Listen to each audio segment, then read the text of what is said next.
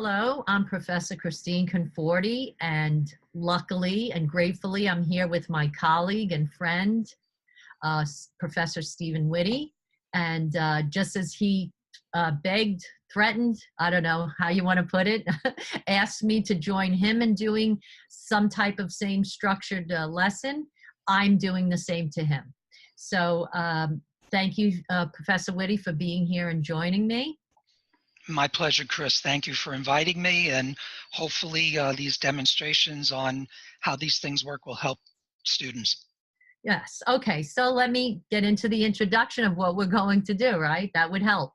So the goal of this video is to demonstrate the application of logical fallacies.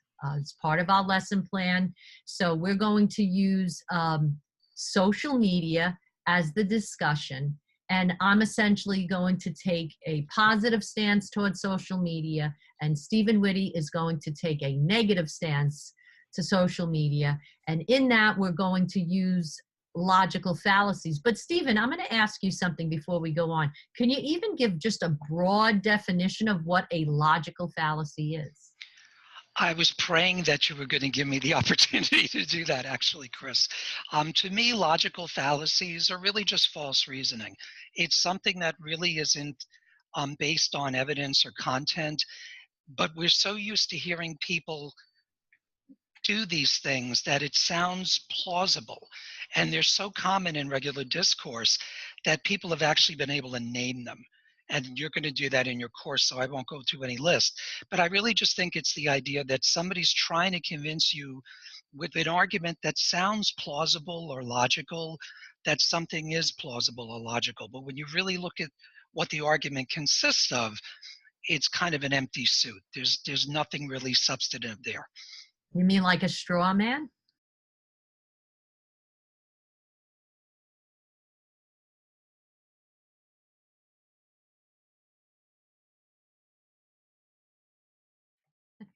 Maybe. We'll see. We'll get to that. So, but thank you for that explanation. It was perfect. I couldn't have said it any better myself. And I am going to give you the lead right now. So we're going to start and take it away.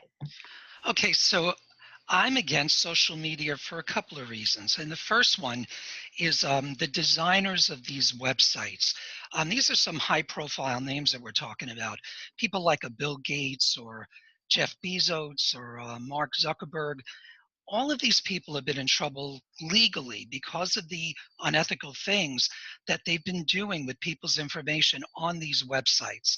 Now, so far, there hasn't been anything illegal that they've been um, accused of or found guilty of so far. But their behaviors can certainly not be considered ethical, like selling lists of names to companies with someone's personal information that can be used in order to market products. None of these people are trustworthy to me, and it makes me believe that social media is really not being used ethically. Wow.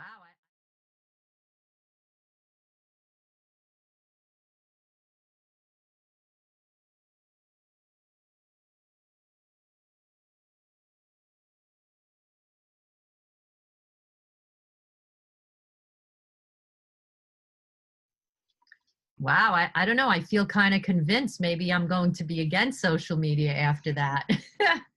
Well, I think social media is such a wonderful tool because there is no place in the world where I can connect with a group of people simultaneously.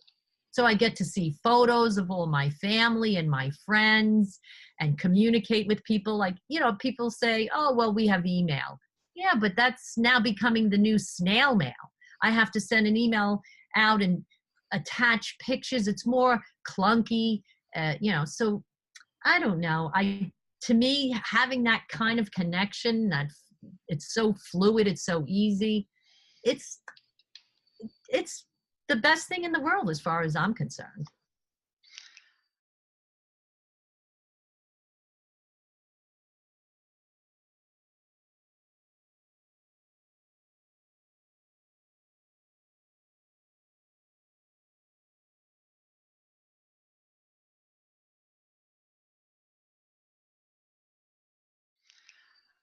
hard thing to argue against, but I'm going to try my best to do just that. There's another reason why I'm not a fan of social media.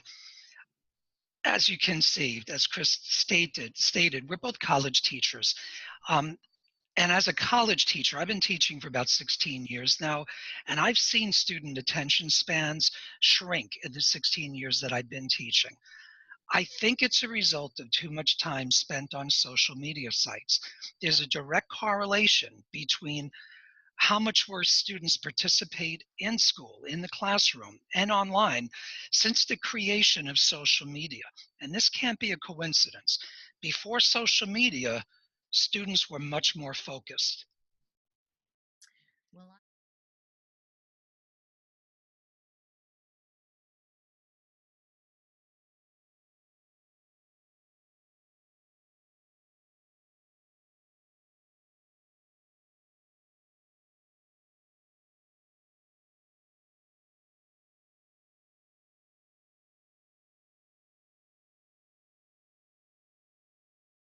well, I know all about that dirty word correlation, but I'm going to leave that one alone.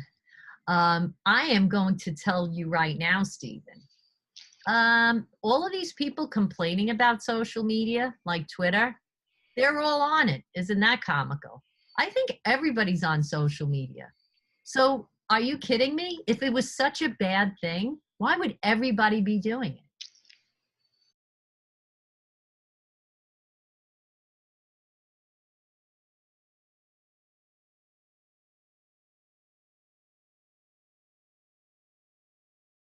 Well, I'm not doing it, but I won't. I won't go there. um, Another reason why I'm not a fan of social media, and I've been around for a while. You can see by looking at me. Fortunately, I've had a fairly long life, and hopefully there'll be more to come. But I've watched social media slowly rob the minds of students and our citizens in the country. It started out with TV. It moved on to the internet, and now we're seeing the negative consequences of social media.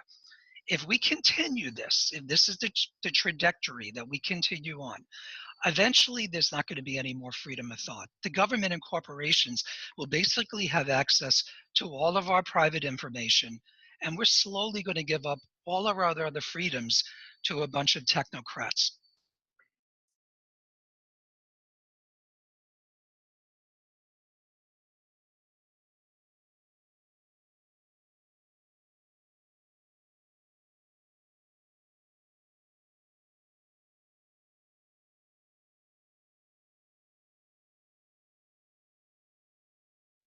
So, what am I going to be concerned that they know what my shoe size is because I ordered from Zappos? Well, so then what does it come down to, Stephen? Either we don't have it or we do have it. Is that our alternatives?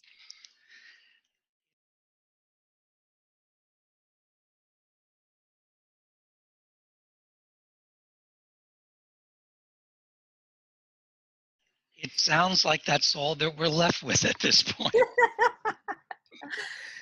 Anyway, this will pretty much conclude 6 logical fallacies that we covered. I hope they're more clear to you. And if there's any questions, of course, we can open this up to class discussions or Blackboard discussions. Thank you for your time.